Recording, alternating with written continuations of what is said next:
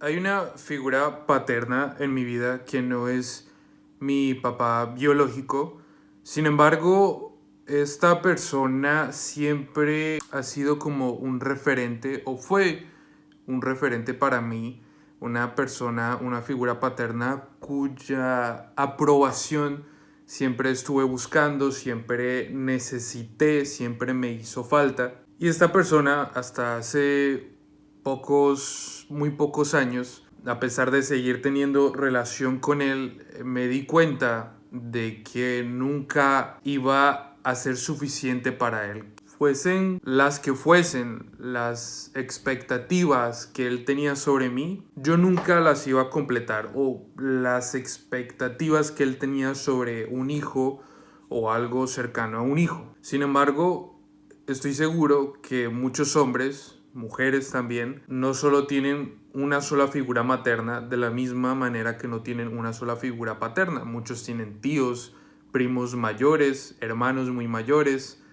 tías, abuelas, abuelos que también reflejan o son una figura paterna o materna al lado del padre y madre que nos toca si están presentes en nuestra vida y que siguen teniendo una gran influencia sobre nosotros y nos termina importando mucho lo que piensen. En mi caso es esta figura paterna, este segundo papá que tuve durante mi niñez y que durante toda mi vida hasta hace muy poco tenía la necesidad constante de buscar su aprobación después de tratos, ausencias, comentarios, conflictos de los que yo nunca entendía por qué siempre había una respuesta negativa o una respuesta con el de decepción.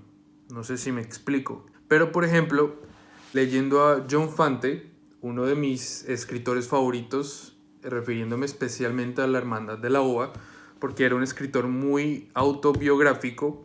En La Hermandad de la Uva habla de un escritor que decide visitar a su padre, que ya es un hombre muy mayor y el escritor ya está en sus 40 y pico, y de una u otra manera, pasando tiempo con él, trata directa o indirectamente de encontrar alguna respuesta a por qué su padre lo trató así o por qué trató a sus hijos en general así. Y son varias preguntas a las que parecía que John Fante iba a encontrar una gran conversación, una gran catarsis, una gran solución, un momento de clímax que le iba a hacer entender de una buena o mala manera las razones y motivos de todo lo que había pasado o por lo que él tenía varias preguntas, que es mi caso también, por ejemplo. Y al final del libro, el papá muere y estas preguntas no se responden y se responden. La respuesta es que no había respuesta, que el papá era así y ya, que era su manera de ser,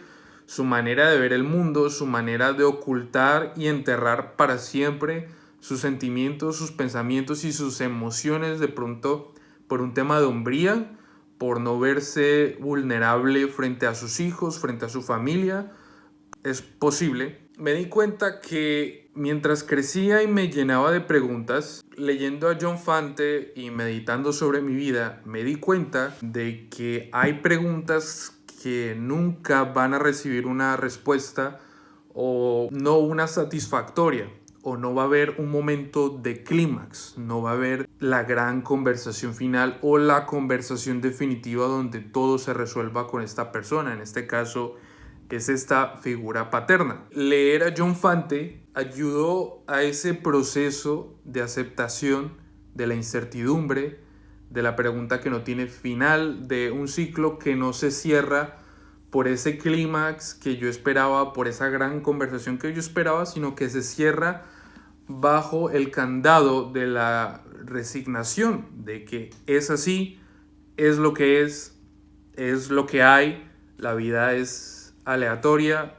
hay gente que la tiene peor que yo, gente que la tiene mejor que yo. Entonces eso también como escritor me ha influido mucho la mezcla de conectar de una manera tan pura y tan específica una experiencia de mi vida con un escritor que admiro, que idolatro, ha sido muy enriquecedora, ha sido una experiencia muy útil para mí al momento de escribir.